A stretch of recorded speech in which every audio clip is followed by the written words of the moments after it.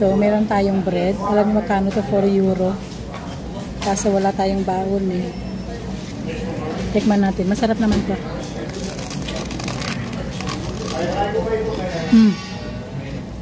Sarap. Sobra ng init. Chicken. Sarap.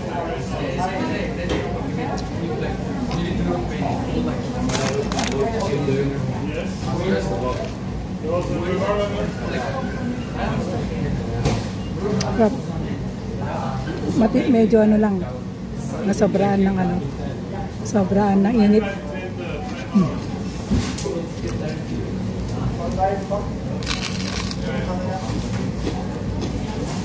Mura yung chicken nila ngayon kasi promo.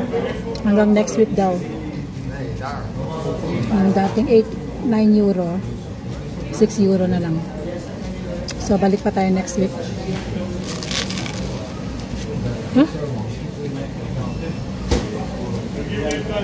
Init?